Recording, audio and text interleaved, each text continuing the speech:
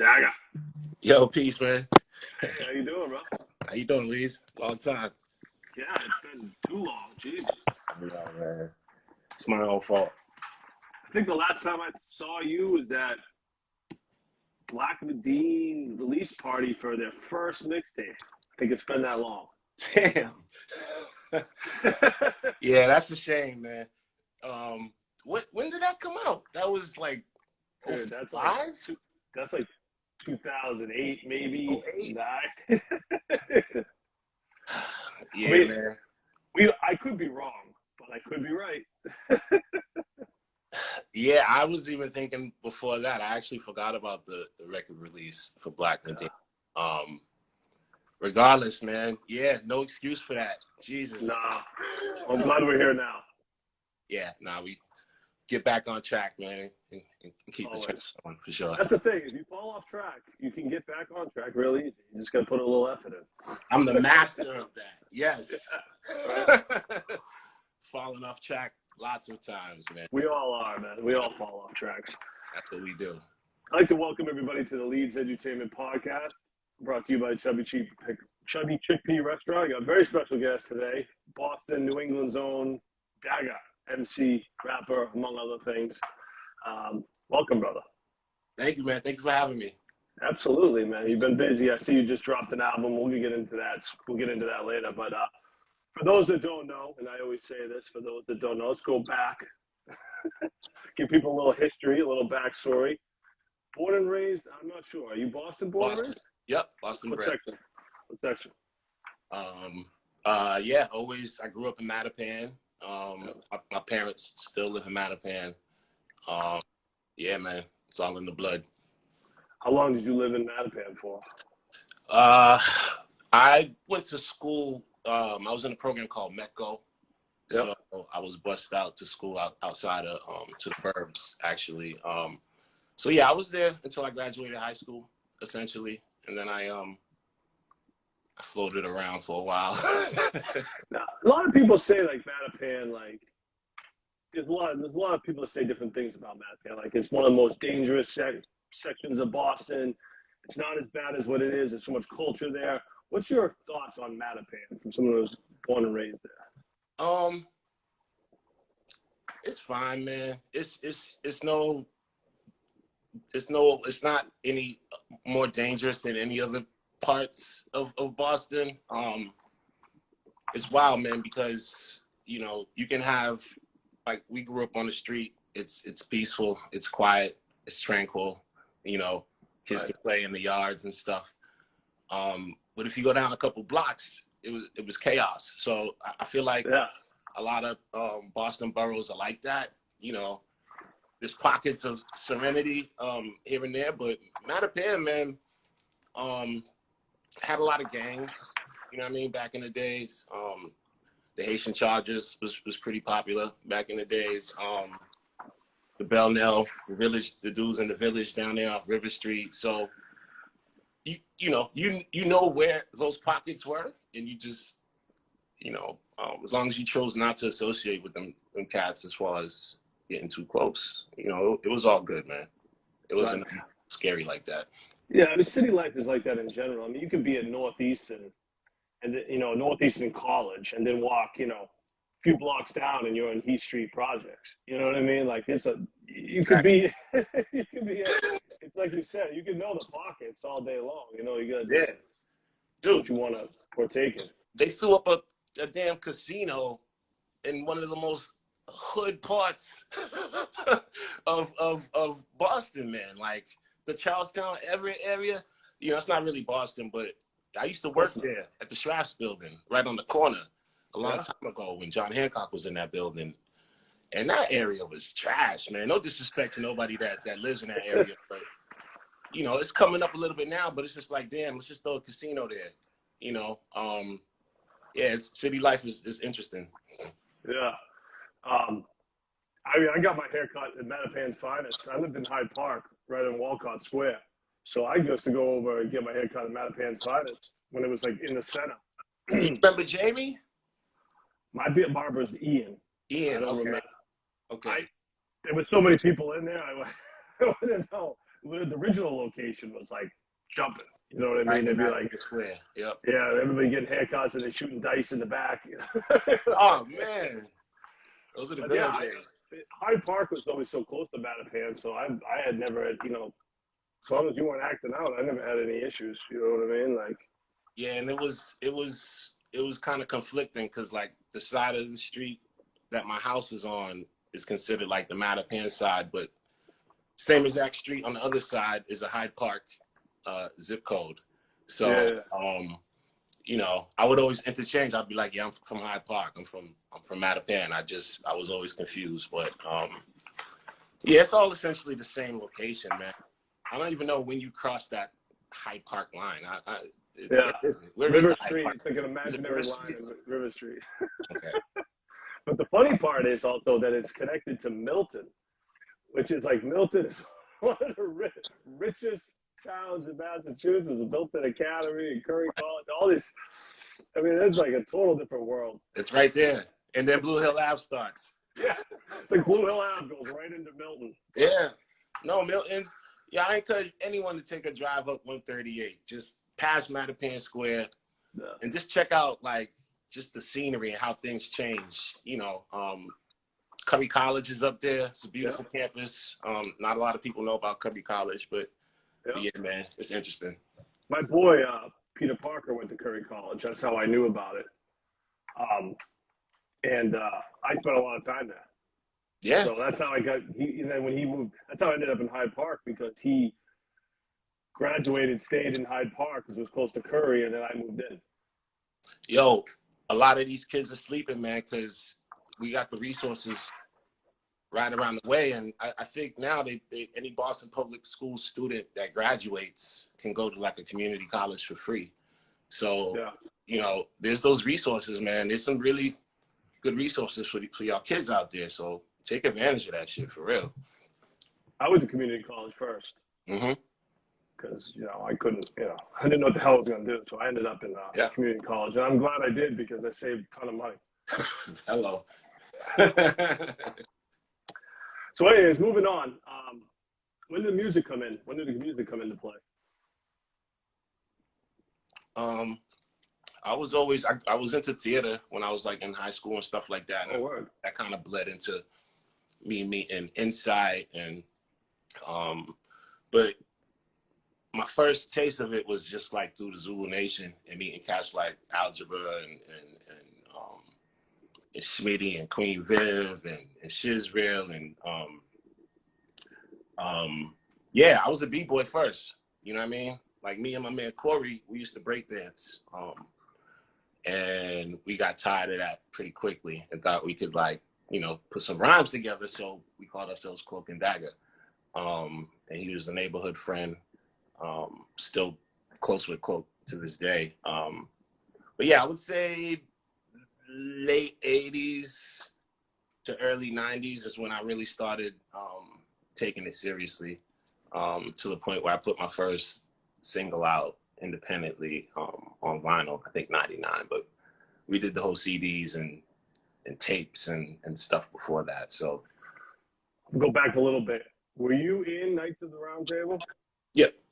Yeah, so when I interviewed Insight, I talked about this. We had from Shiz, because Shiz was from New Hampshire, we got the tape.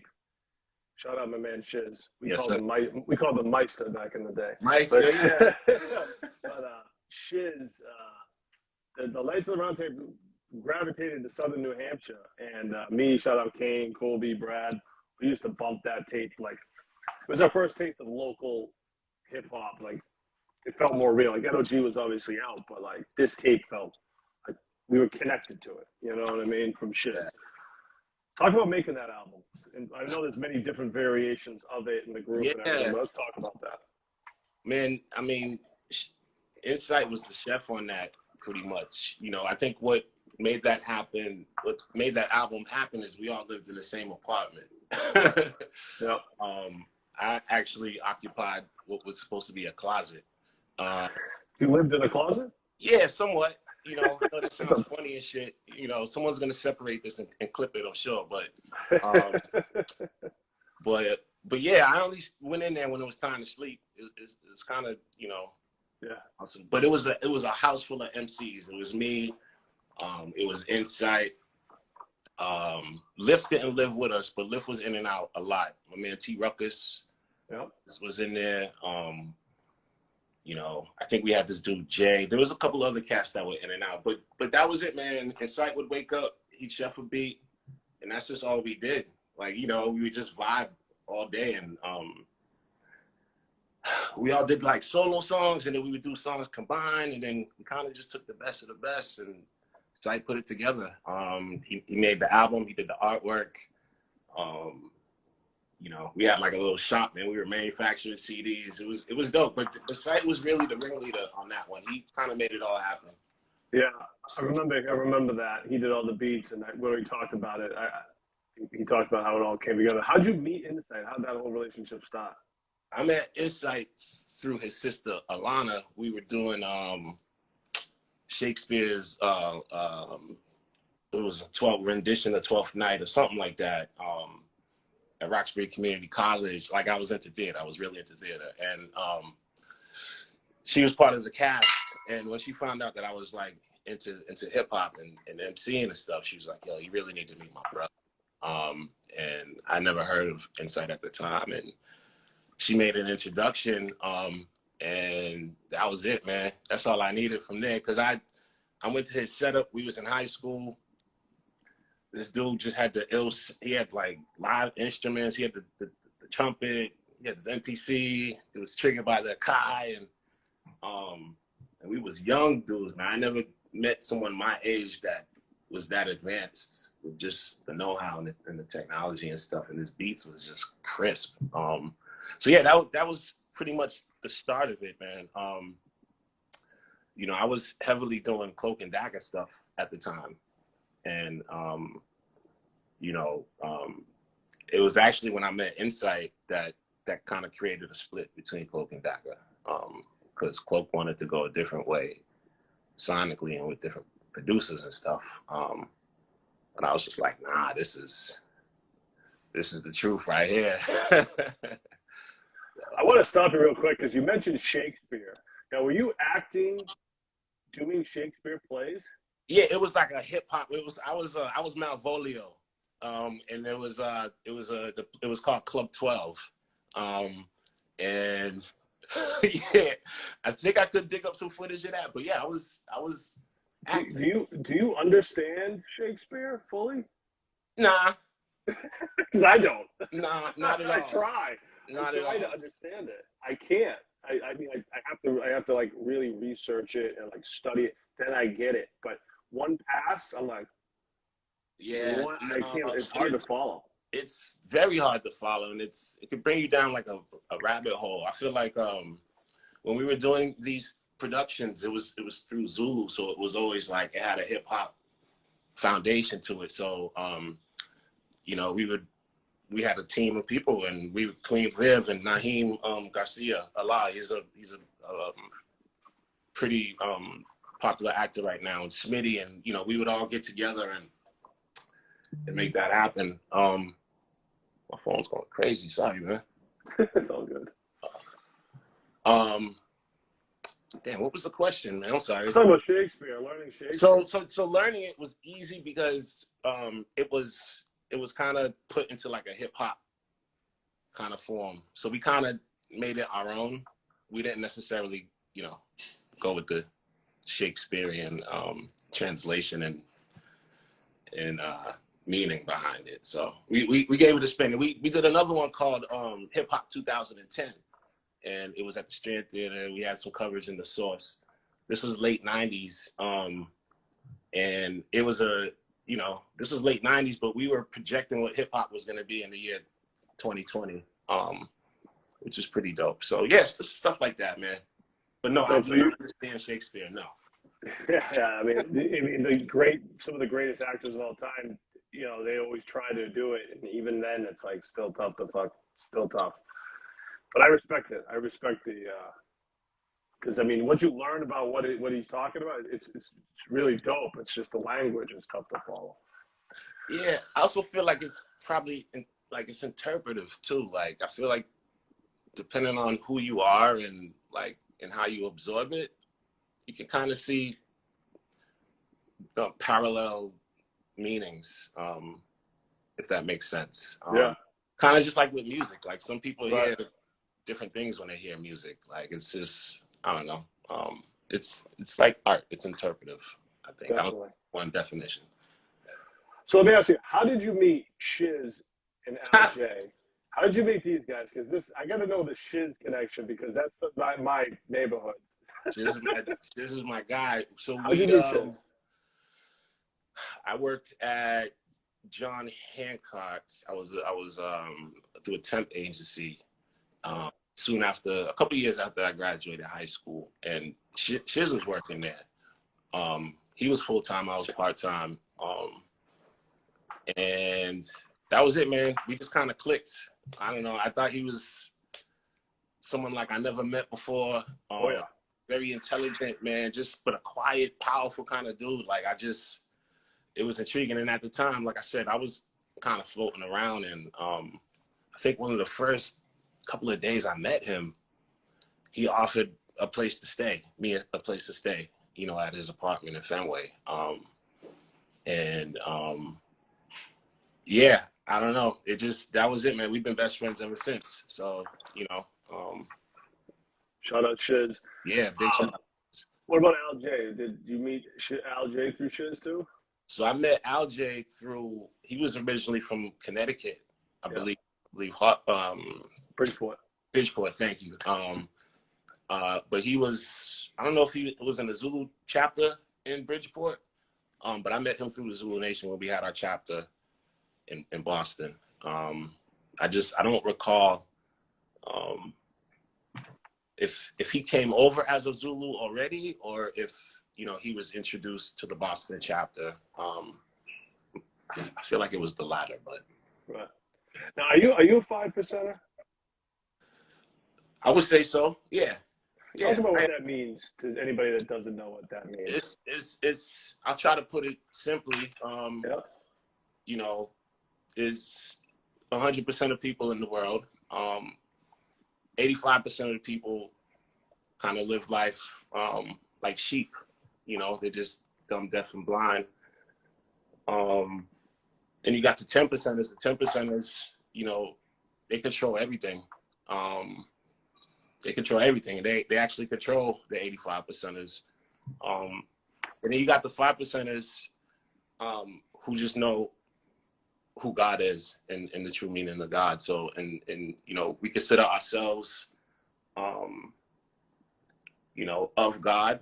And that's how we, you know, there's lessons that are based in the 5% teachings. You know, all praise is due. So, that's, you know, just to keep it simple. You know, a lot of cats learn these lessons when they're in jail, you know, from Master Farad Muhammad and shit like that. So, you know, there's a lot of talk and there's a lot of ties to like Islam but yeah, just to put it simple, man, 5% are the 5% of the cats that just, they know the truth of who God is, and what this is all about. Now, you asked me about my email.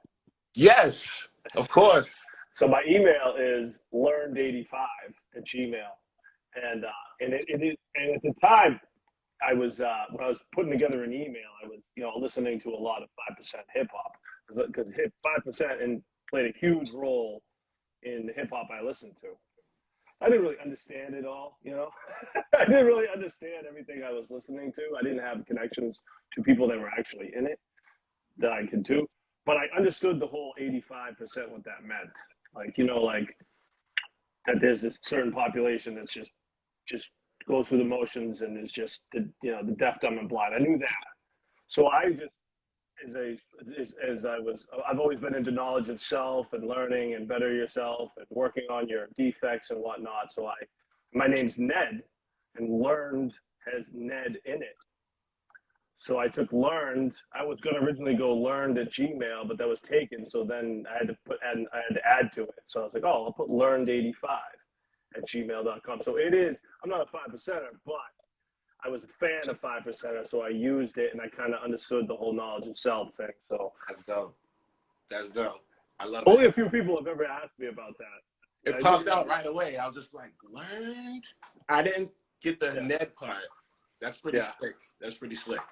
It was kind of like I tied it all together. But, yeah. Well, I mean, like I said, the 5% has been such a crucial part of hip hop, the stuff I listen to, coming up. Like it's basically it's basically the unofficial religion of hip hop, official, unofficial, whatever you want to call it.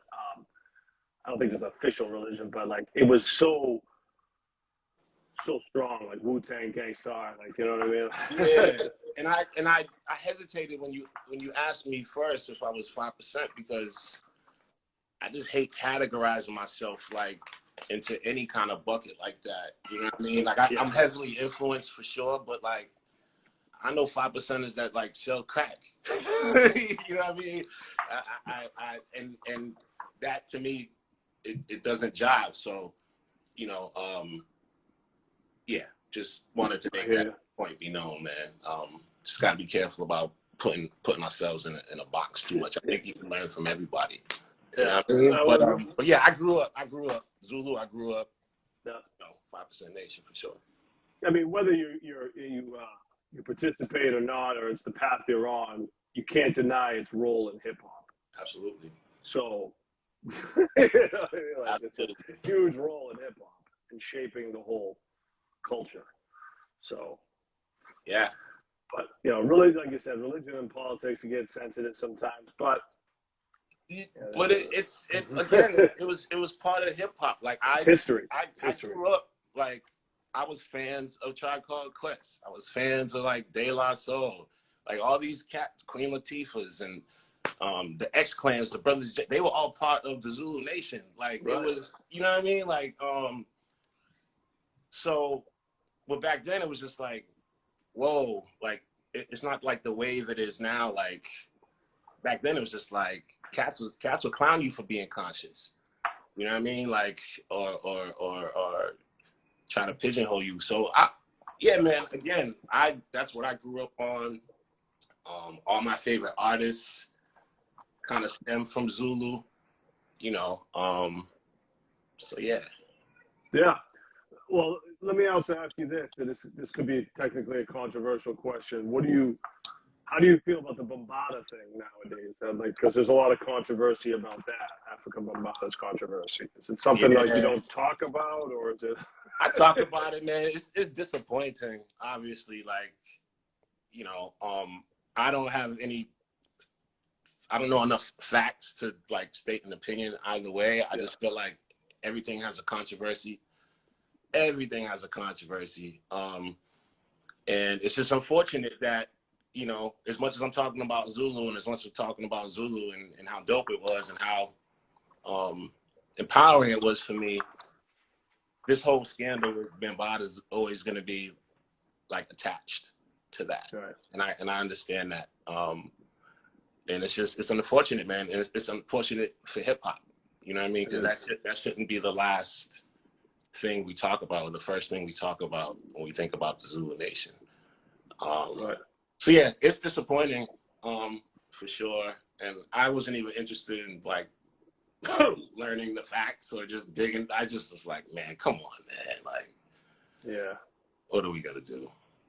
Yeah. Again, though, Zulu's Nation role in hip hop, shaping the culture is just history.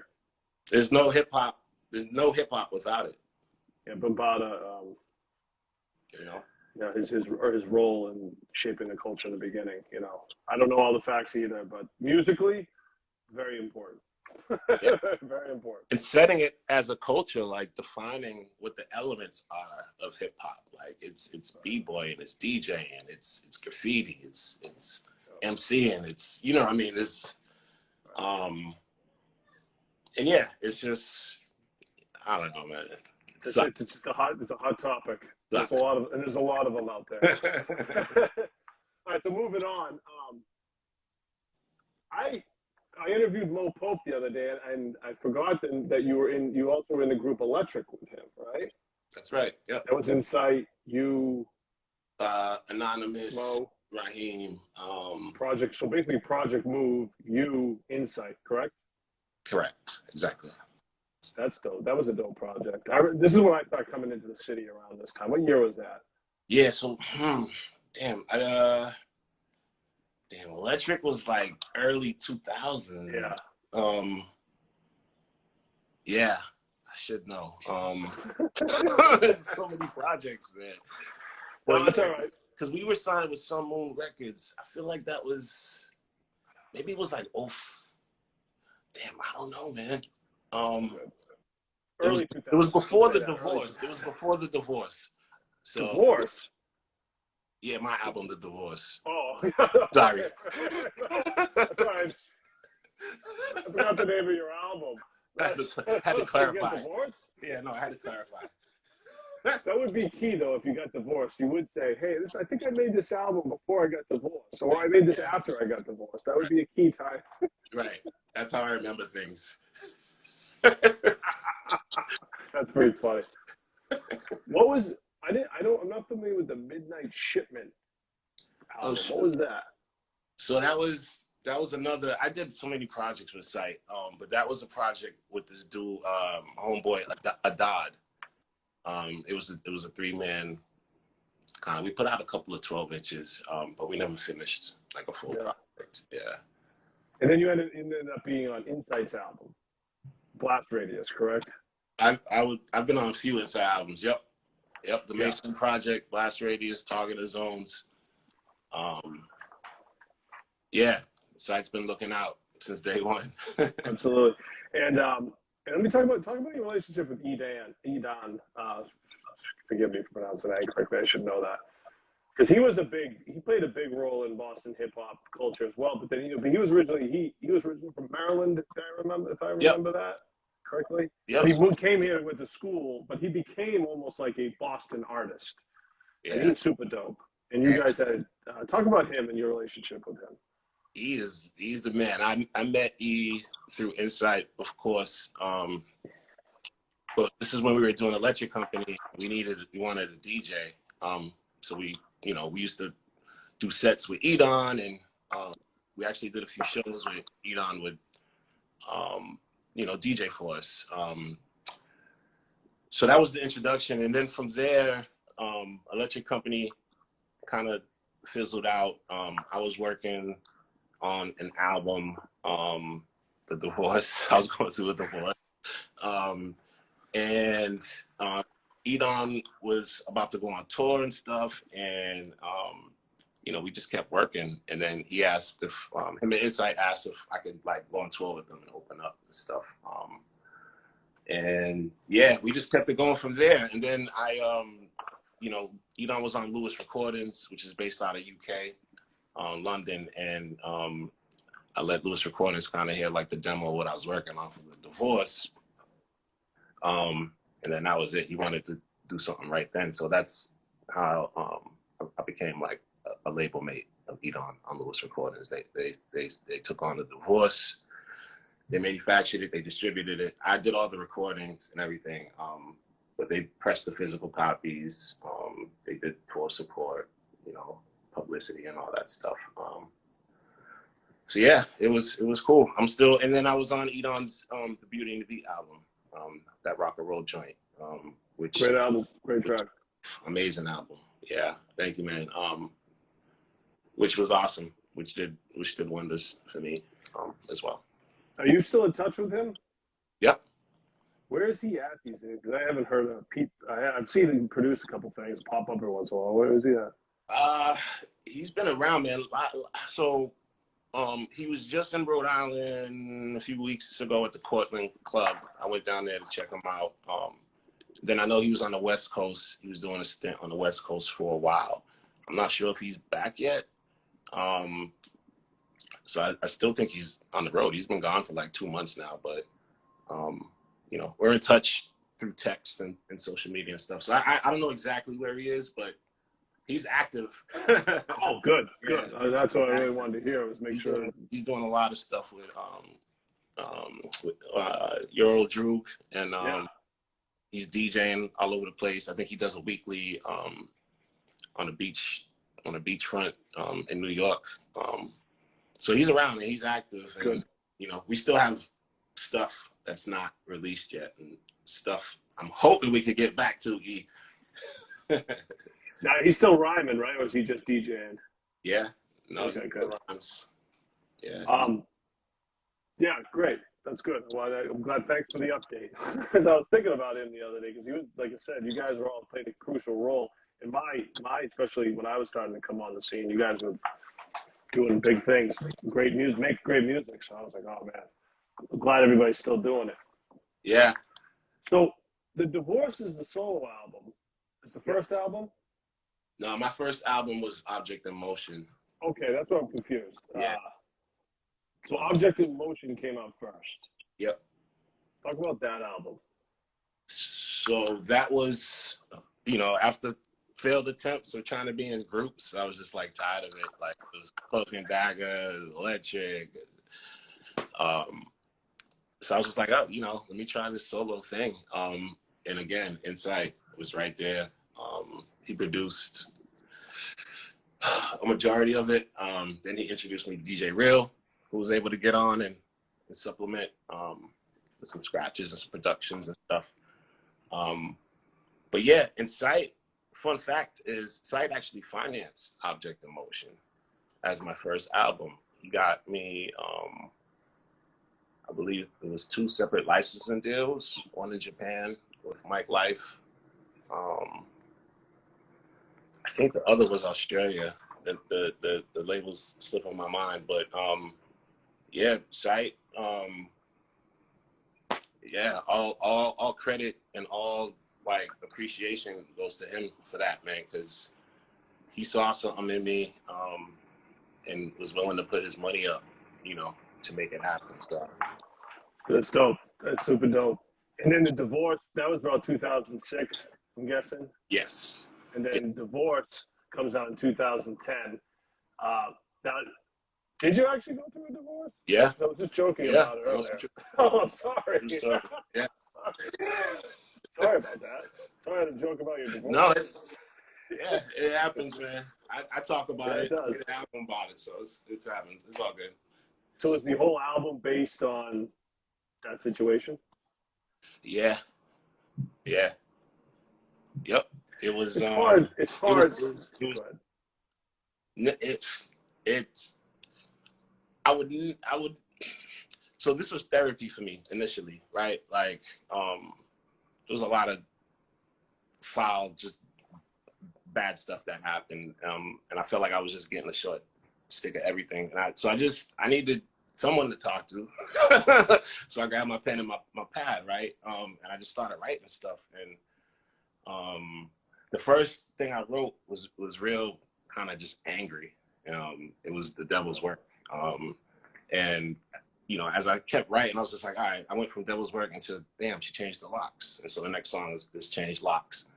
And I'm trying to but meanwhile, I'm not thinking this is going to be an album. I'm just kind of just putting my thoughts together and just kind of, but then I'm getting beats here and there. And so I started recording some of this stuff, and Sight gave me the beat for Devil's Work. And that set it off, man. I recorded that, and I was just like, yo, I'm gonna just keep going with this, and try to make it as respectable as possible. And yeah, it was a tough balance, man, but I think it was a successful release for sure. No, I mean, I think, you know, you putting it out there like that, I mean, it's your story, right? Like, you're telling your story of what you're going through, and I think that's what people really want. They want some type of connection to you, right? So it's like you're going through this tough situation, you put it out there for the world. Yeah, That's bold. man, I remember being in Australia, New Zealand, doing a Big Day Out festival with Edan, and getting blown up with emails and stuff like that from my lawyer asking me when I was coming home, and I'm like, what do you mean when I'm coming home? I'm like, I'm working, you know, because I quit John Hancock. Yeah. That's also a song on The Divorce. I quit John Hancock, and I went, signed to Lewis. I was living in Germany. I was doing music 100%. Nice. But when I was in this thing, my lawyer was calling me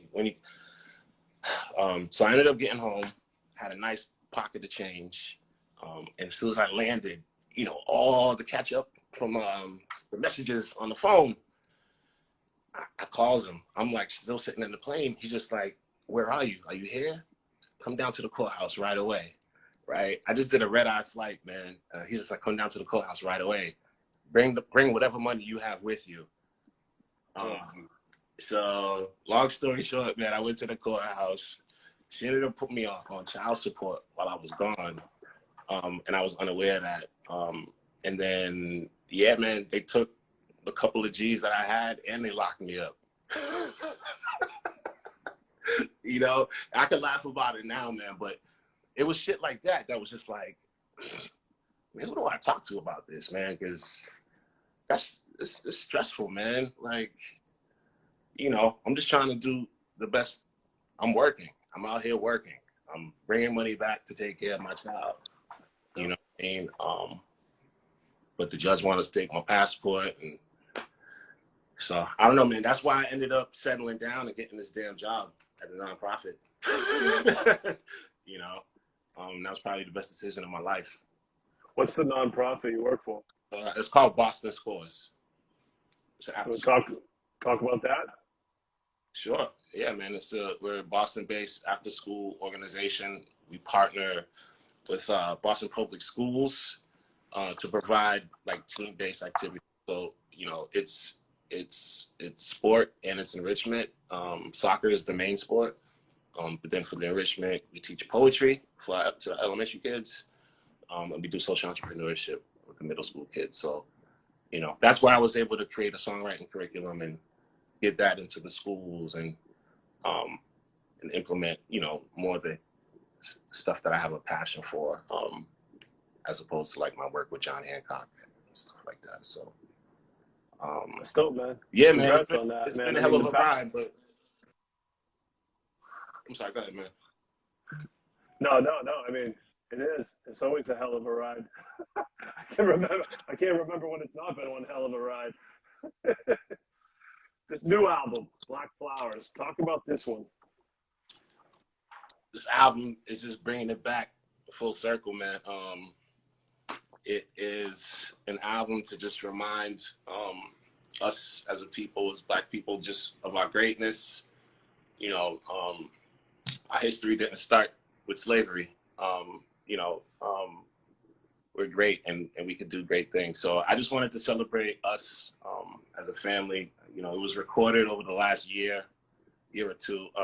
Last year actually. But we were pretty much in lockdown. So I wanted to involve my kids. I wanted to involve my wife. She sings. She has a dope voice. We were in a band together called Project Tree for a while. So you're remarried? Remarried, yes. I had to make an album about that. Yeah. We should have the remarried album. Yeah. The remarried album. I guess that's what Black Flowerz celebrates. Yeah, that's good. But yeah, man, that was pretty much the motive behind it. And then I reconnected with Shiz, my boy, Shiz Real, and he helped me kind of tie the loose ends together and helped me put out something pretty tight. Yeah. Who did production on it? So I got B Leafs. He did a majority of production. Dope. Very dope. Insight gave me a couple beats. I got my man Timepiece out of Australia on the run. And of course I got the homie K Major. He did a couple of tracks for me, a couple of the interludes on. Which one did he do? Just the interludes? Yeah, so he did the Love Black, and then he did and then the last one. Love Black's the last one. Hold on, let me pull it up. I should know the name. Kane, I think Kane's on here now. Kane, what other tracks did you produce? I know. Shout out K Major. Me and him go way back. Before we go back almost 30 years. Oh, Black Struggle. I'm sorry. It's called Black Struggle. All right. So Love Black and Black Struggle. Those are interludes. That's K Major. Those are interludes? Those are the ones that came. Those are the ones that came produced. Yeah. Word. Shout out to him. Yeah. Shout out to LJ. And It's great, man. I'm glad. I was so happy to see this come out. I was like, yes, Dagha, thank you. You know, Try to keep it I'm going, a man. big fan of artists keeping it going. You know what I mean? Like I don't like to see artists stop making music. You know, I mean, I know there's breaks in life and all that, but I don't like stop, like permanently Yeah, stop. I don't like that. I don't that's like why. doing that. Yeah, and I got into that funk for a little while, just dealing with life. But then, Yeah, you know, meanwhile, I'm seeing my homies like Algebra and Black yeah, Bean, like one of the most consistent cats in this game. You for know, real. still to this day. So, you know, just knowing that my family, I see them keep going, it kind of encourages me to keep going. And we're working on stuff as well. We're working on we got some stuff. I ain't gonna talk too much, but I'm still connected with Alj. We're still tapped in. Definitely. Mm-hmm. Alger's a dear friend of mine as well. And I've been working with him for almost Long 20 time. 20 Yeah, years almost. And he's great. just incredibly talented MC and just an incredible person overall. Yes, he You know is. what I mean? Yeah. So shout out to him. Shout out to Black Medine. Shout out to Kane. I'm gonna wrap this up, Dagger. But this has been really good talking to you, man, and reconnecting and stuff. And I look forward to working more in the future. Yeah, man. Let's definitely not gonna be a stranger, man. So Yeah, yeah, I look forward to let's keep this train going, like I said. word. And shout out to Shiz too. I want to thank everybody for tuning in to the Leedz Entertainment Podcast. A very special guest, Dagha, brought to you by the Chubby Chickpea Restaurant. Thank you, brother. We'll talk Thank soon. you. Cheers, man. Take care. Peace.